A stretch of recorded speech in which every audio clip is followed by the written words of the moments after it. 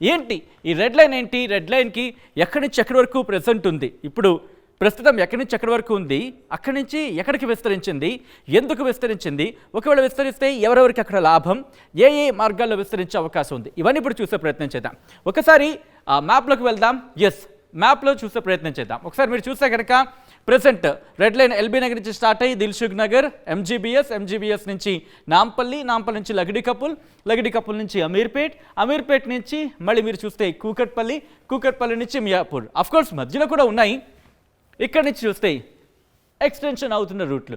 I request ఇక్కడ pause అయ్యే ప్రయత్నం చేద్దాం. ఎస్, ఒకసారి చూస్తే కనుక ఇదిలాగే ఉంచండి, ఒకసారి ఎక్స్ప్లెయిన్ చేసే ప్రయత్నం చేస్తాను వ్యూవర్స్కి. ఎస్, ఒకసారి మీరు చూస్తే అమీర్పేట్ నుంచి కూకట్పల్లి మధ్యలో స్టేషన్స్ ఉన్నాయి. ఎస్ఆర్ నగర్ కావచ్చు, భరత్ నగర్ కావచ్చు, ఇలా చాలా స్టేషన్స్ ఉన్నాయి. కానీ ఏంటంటే కీలకమైన కూడలను మాత్రం మీకు చూపించే ప్రయత్నం చేస్తుంది ఇక్కడ ఆర్టీవీ. అయితే విషయం ఏంటంటే ఇక్కడ మీరు చూస్తే కనుక ఇక్కడ మియాపూర్ నుంచి చందానగర్, బీహెచ్ఎల్, పటాన్చెరు ఈ వేలో ఇది ఎక్స్టెన్షన్ అవుతుంది. అఫ్కోర్స్ మనకు తెలుసు ఇప్పటి వరకు మియాపూర్కి సంబంధించి ఇప్పటి వరకు ఉందని చెప్పుకోవాలి. ఇక్కడ విషయం ఏంటంటే ఎల్బీ నగర్ మియాపూర్ మధ్యలో మెట్రో సేవలు అయితే మాత్రం అందుబాటులో ఉన్నాయి.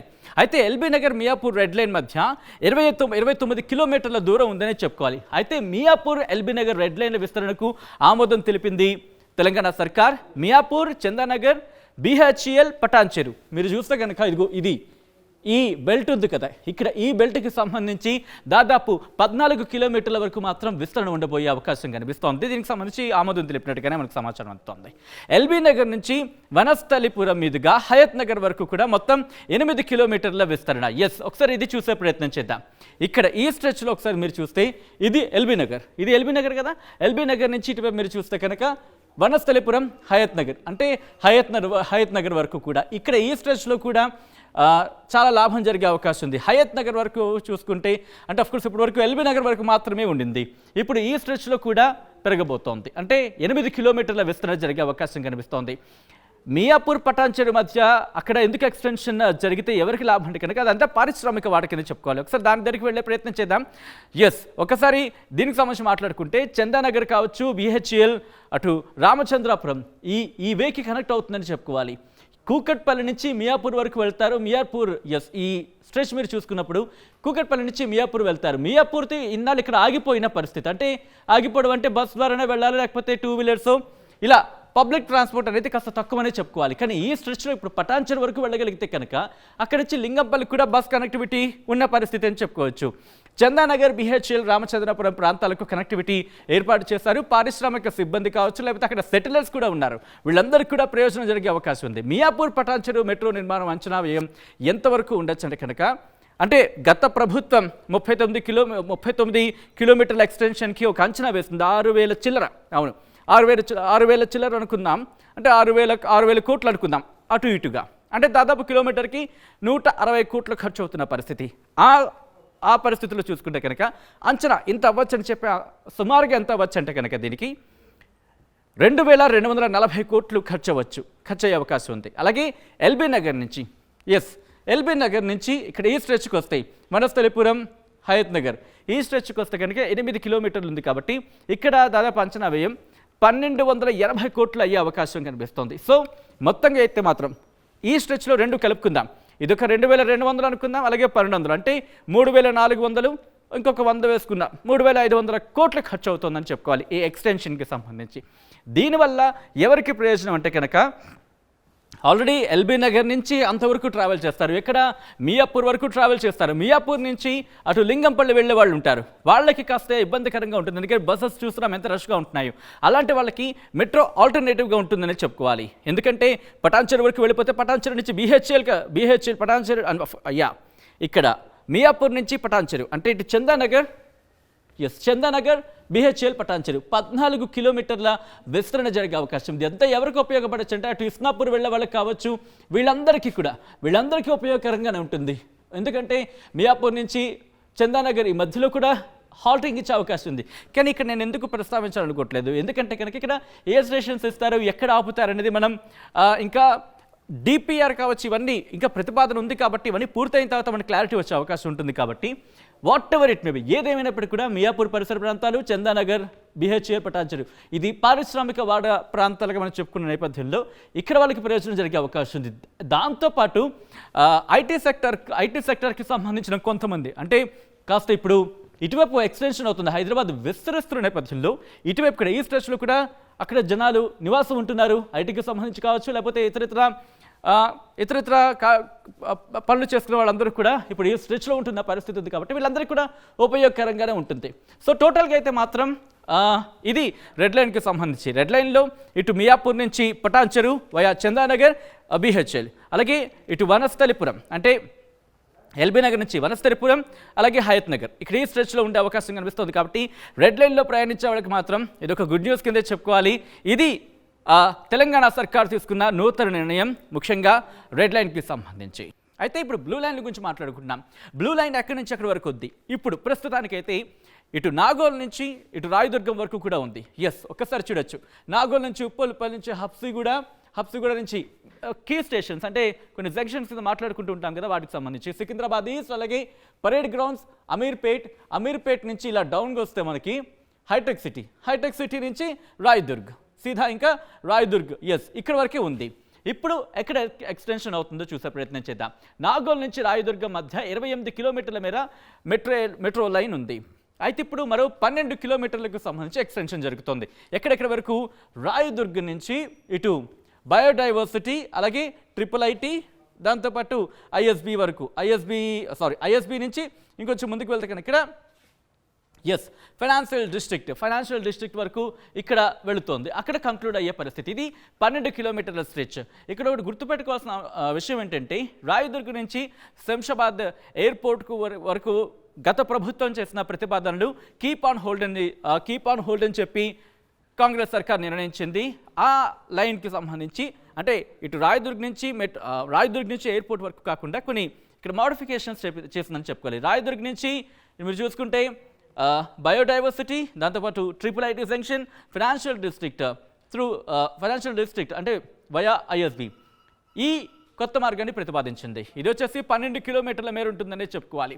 రాయదుర్గ్ నుంచి ఫైనాన్షియల్ డిస్ట్రిక్ట్ వరకు 12 కిలోమీటర్ల విస్తరణకు ప్రతిపాదించింది. రాయదుర్గ్ నుంచి ఫైనాన్షియల్ డిస్ట్రిక్ట్ వరకు ఎంత అంచనా అవ్వచ్చు అంటే కనుక 12 కిలోమీటర్లు. దీనికి సంబంధించి ఎక్కడి నుంచి తీసుకున్నామంటే గత ప్రభుత్వం 39 కిలోమీటర్లకు 6,000 కోట్లు 6,000 పైచీలకు ప్రతిపాదించింది. 6,000 పైచీలకు అవ్వచ్చు అని చెప్పింది. అప్పుడు 1 కిలోమీటర్లకి దాదాపు 160 కోట్లు ఖర్చు అవుతున్న పరిస్థితి అనుకుంటే అప్పుడు క్యాలిక్యులేట్ చేసుకుంటే దాదాపు ఆ స్ట్రెచ్కి మొత్తం దీనికి 1920 కోట్లు ఖర్చు అవుతుంది. ఇది ఎవరికి ఉపయోగపడే అవకాశం ఉంది అంటే కనుక ఐటీ సెక్టర్ విస్తరిస్తున్న పరిస్థితి అని చెప్పుకోవాలి. ఐటీ సెక్టర్ నుంచి అటువైపు చాలామంది ఇటు ఐటీ రెసిడెంట్స్ ఉంటారనే చెప్పుకోవాలి. ఇటువైపు అంతా దాదాపుగా గండిపేట కావచ్చు, లేకపోతే నానక్రామ్ కూడా, ఇవంతా కూడా ఈ ఐటీ పీపుల్ ఉండే అంటే ఐటీ ఎంప్లాయీస్ ఉండే అవకాశం మనకు కనిపిస్తూ ఉంటుంది. కాబట్టి వాళ్ళకి బాగా బెనిఫిట్ అయ్యే అవకాశం ఉంది. దాంతోపాటు ఏంటంటే నాగోల్ వైపు కూడా కొంతమంది పనిచేస్తూ ఉంటారు. వాళ్ళు కూడా ఇటు నుంచి ఒకవేళ అఫ్కోర్స్ ఇంత దూరం ఉండే అవకాశం చాలా తక్కువగా ఉంటుంది. ఒకవేళ అలాంటి వాళ్ళు కూడా ట్రావెల్ చేయాలనుకున్నా సరే ఇక్కడ ఇబ్బంది లేకుండా నాగోల్ నుంచి సీదా ఫైనాన్షియల్ డిస్ట్రిక్ట్ వరకు వాళ్ళు ప్రయాణం చేయొచ్చు అన్నమాట. ఇక్కడ ఐటీ సంస్థలోని ఉద్యోగులకు ట్రాఫిక్ కష్టాలు తీరబోతాయని చెప్పుకోవాలి. అయితే ఇక్కడ నాగోల్ నుంచి చూసుకుంటే నాగోల్ నుంచి కూడా కాస్త ఎక్స్టెన్షన్ ఉండే అవకాశం ఉంది. అయితే అది వేరే లైన్కి కనెక్ట్ అయ్యే అవకాశం కూడా ఉంటుంది. ఎందుకంటే ఒకదానికొకటి ఇంటర్లింక్ చేసే ప్రయత్నం జరుగుతుందని చెప్పుకోవాలి. ఇప్పటికే మనం చూసుకుంటే కనుక నాగోల్ గురించి మాట్లాడుకున్నప్పుడు నాగోల్, ఉప్పల్, అలాగే హబ్సిగూడ నుంచి సికింద్రాబాద్ ఈస్ట్ నుంచి పరేడ్ గ్రౌండ్స్ నుంచి అమీర్పేట్ అలాగే అక్కడి నుంచి అలా కొనసాగితే హైటెక్ సిటీ నుంచి రాయదుర్గ్ వరకు ప్రెసెంట్ ఎగ్జిస్టింగ్ ఉందనే చెప్పుకోవాలి. నాగోల్ నుంచి కూడా ఎక్స్టెన్షన్ జరగబోతోంది. నాగోల్ నుంచి ఎక్స్టెన్షన్ అనేది అది వేరే లైన్, దాని గురించి మనం మాట్లాడుకునే ప్రయత్నం చేద్దాం. అయితే ఇది 12 కిలోమీటర్ల ఎక్స్టెన్షన్ జరిగితే కనుక దాదాపు ఐటీ సెక్టర్ కావచ్చు, లేకపోతే ఆ ప్రాంతాల్లో నివసించే వాళ్ళకి దాదాపు ట్రాఫిక్ కష్టాలకు చెక్ పడినట్టు అని చెప్పుకోవచ్చు. సో ఒక విధంగా చెప్పుకోవాలంటే బ్లూ లైన్లో ట్రావెల్ చేసే వాళ్ళకి బిగ్గెస్ట్ గుడ్ న్యూస్ అని చెప్పుకోవాలి. అయితే ఇప్పుడు అదే రాయదుర్గం శంషాబాద్ ఎయిర్పోర్ట్ మార్గానికి బదులు ఎంజీబీఎస్ ఎల్బీ నగర్ నుంచి కనెక్టివిటీ. ఒకసారి మ్యాప్ చూసే ప్రయత్నం చేద్దాం, మ్యాప్ చూసి మాట్లాడుకునే ప్రయత్నం చేద్దాం.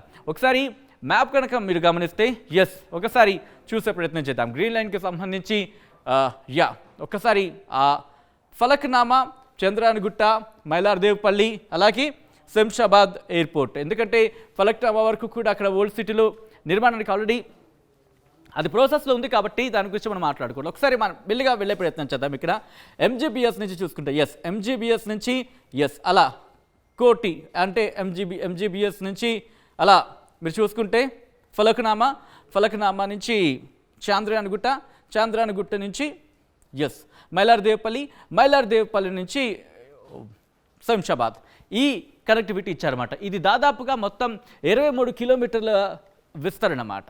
ఇది చాలా గుడ్ న్యూస్ అనే చెప్పుకోవాలి. ఇన్ఫాక్ట్ గ్రీన్ లైన్కి సంబంధించి వాళ్ళకైతే, ఎందుకంటే ఇప్పటికే జేబీఎస్ నుంచి జేబీఎస్ నుంచి ఎంజీబీఎస్ మధ్య మెట్రో గ్రీన్ లైన్ ఉంది. MGBS Falaknuma Chandrayangutta Mylardevpally P7 road మీదుగా ఎయిర్పోర్ట్ వరకు కూడా ఇప్పుడు విస్తరణకు సంబంధించి ఆమోద ముద్ర తెలిపినట్టుగా తెలుస్తోంది, ఆదేశాలు ఇచ్చినట్టుగా. ముఖ్యంగా 23 కిలోమీటర్ల మేర విస్తరణ చేపట్టబోతోంది. దీని అంచనా వ్యయం 3680 కోట్లు అనేది ఒక అంచనా మాత్రమే, ఇంకా క్లియర్ కాదు. దాదాపు అంటే ఒక ఎక్స్పెక్టేషన్. ఇది ఎలా అంటే కనుక కొద్దిసేపటి క్రితం మనం మాట్లాడుకున్నట్టు గత ప్రభుత్వం 39 కిలోమీటర్లకి 6200 కోట్ల అంటే దాదాపు 6000 పైచిలకు అనుకుందాం. అలాంటప్పుడు 1 కిలోమీటర్కి 160 కోట్లు అనుకుంటే కనుక ఆ లెక్క ప్రకారం చూసుకుంటే 23 కోట్లకి దాదాపు 3680 కోట్లు అవుతున్న పరిస్థితి. ఇక్కడ ఎయిర్పోర్ట్కి వెళ్ళే ప్రయాణికులకు ట్రాఫిక్ కష్టాలు చెక్కని చెప్పుకోవచ్చు. ఎందుకంటే జేబీఎస్ నుంచి జేబీఎస్ నుంచి ఎంజీబీఎస్ నుంచి మీరు చూసుకుంటే ఇటు ఫలక్నామా ఈ వే అంతా స్ట్రెచ్ అంటే ఈ మార్గం అంతా దాదాపు 23 కిలోమీటర్ల విస్తరణ జరగబోతోంది. ఇక్కడ పాత బస్తీ వాసులకి అందుబాటులోకి రాబోతుంది మెట్రో సేవలు. దీంతో ఇక్కడ ట్రాఫిక్ కష్టాలు తీరుతాయని చెప్పుకోవచ్చు. ఇక్కడి నుంచి ఎందుకంటే చాంద్రాయణగుట్ట వరకు కూడా ప్రపోజల్ ఉంది, అది కన్స్ట్రక్షన్ జరుగుతున్న మాట వినిపిస్తూ ఉంటుంది. కాబట్టి ఇక్కడి నుంచి మైలార్దేవ్పల్లి నుంచి శంషాబాద్ కోర్స్ ఇక్కడ మధ్యలో కూడా ఆగే అవకాశం ఉంటుంది. ఎందుకంటే ఇక్కడ అక్కడ నిర్మాణం జరిగితే ఎవరెవరికి ఉపయోగపడవచ్చు అంటే కనుక ఒకసారి మీరు చూడొచ్చు.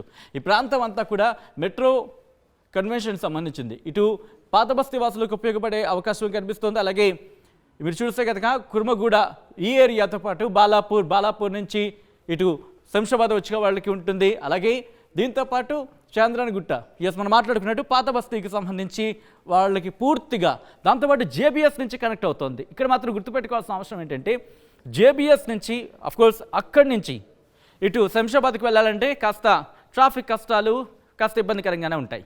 అయితే ఇక్కడ మీరు చూసుకుంటే కనుక జేబీఎస్ నుంచి ఇక్కడ లైన్ దాదాపుగా శంషాబాద్ వరకు. సో ఇది మొత్తంగా అయితే మాత్రం గ్రీన్ కారిడార్కి విస్తరణకి సంబంధించి తెలంగాణ సర్కార్ ఆమోదం తెలిపింది. దాదాపు 23 కిలోమీటర్ల మేర విస్తరణ చేపట్టబోతోంది గ్రీన్ లైన్ సంబంధించి. ఎల్బీ నగర్ నుంచి నాగోల్ని కనెక్ట్ చేస్తూ వచ్చేది ఈ వైలెట్ లైన్. చూద్దాం ఒకసారి. మీరు చూస్తే కనుక ఇదే వైలెట్ లైన్ నాగోల్ వరకు ఉన్న కనెక్టివిటీ. ఎందుకంటే ఇప్పటివరకు ఎల్బీ నగర్ నుంచి ఉంది, అలాగే అయితే నాగోల్ నుంచి ఉంది. నాగోల్ నుంచి చూసుకుంటే బ్లూ లైన్ ఉంది, ఎల్బీ నగర్ నుంచి చూసుకుంటే రెడ్ లైన్ ఉంది.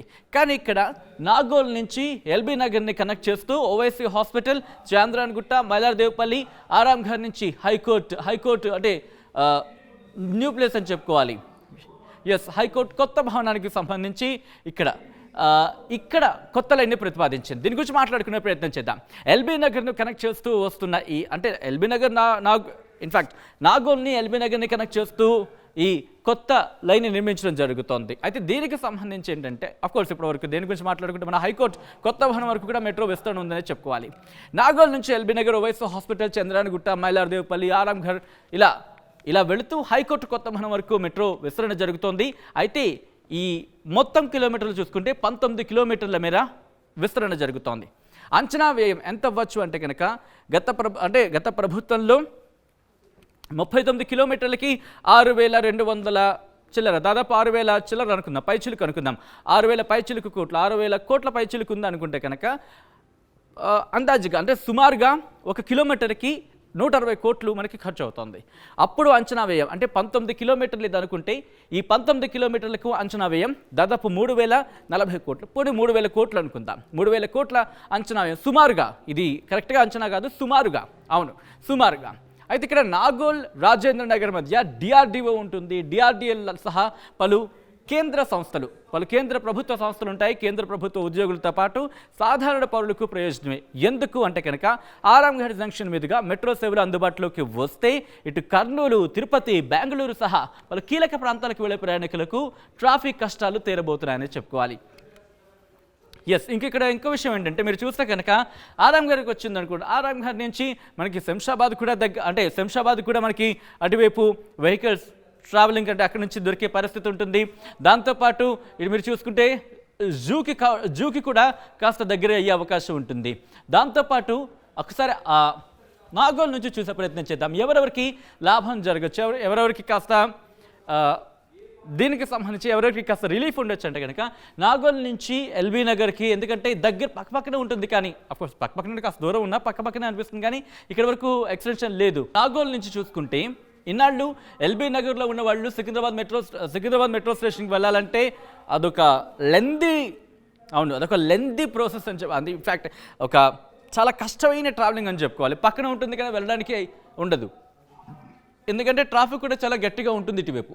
అయితే ఇప్పుడు నాగోల్ నుంచి ఎల్బీ నగర్ని కనెక్ట్ చేస్తూ ఓవైసీ హాస్పిటల్ ఇదంతా చూసుకుంటే ఈ పరిసర ప్రాంతాలు చూసే ప్రయత్నం చేద్దాం. ఇక్కడ మీరు చూసుకుంటే ఉప్పల్ శిల్పారావానికి అఫ్కోర్స్ ఇప్పుడు అది దగ్గరే అక్కడ. దాంతోపాటు ఇలా ఎల్బీ నగర్ వైపు వచ్చాం. ఎల్బీ నగర్ ప్రెసెంట్ ఉంది కాబట్టి ఇక్కడ సరూర్ నగర్ వీళ్ళందరికీ కూడా కాస్త అవైలబిలిటీ ఉండే అవకాశం ఉంది. ఇక్కడి నుంచి ఓవైసీ హాస్పిటల్, చాంద్రాయణగుట్ట ఇక్కడ మనం చూసుకుంటే ఇటు బాడంగపేట కావచ్చు, బాలాపూర్ కావచ్చు, కొత్తపేట కావచ్చు, వీళ్ళందరికీ కూడా కాస్త అంటే అంత దగ్గరగా ఉండకపోవచ్చు కానీ కాస్త అంత సమీపానికి వచ్చే అవకాశం ఉంటుందని చెప్పుకోవాలి.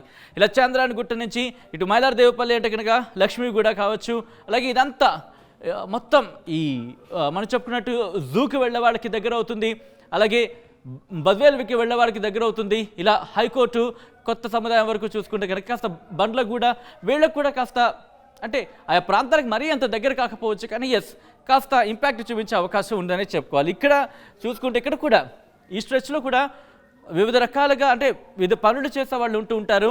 వాళ్ళందరికీ కూడా కాస్త ఎసెట్ అయ్యే అవకాశమే కనిపిస్తుంది. మొత్తంగా అయితే మాత్రం ఈ కొత్త లైన్ కనుక పూర్తిగా 19 కిలోమీటర్ల కొత్త లైన్ కనుక అందుబాటులోకి వచ్చేస్తే ఆ ప్రాంత వాసులకి ట్రాఫిక్ కష్టాలు తీరడమే కాదు కాస్త త్వరగా ఇంటికి చేరుకునే అవకాశం కూడా కనిపిస్తోంది. ఇది వైలెట్ లైన్కి సంబంధించిన ప్రభుత్వం తీసుకున్న నిర్ణయం.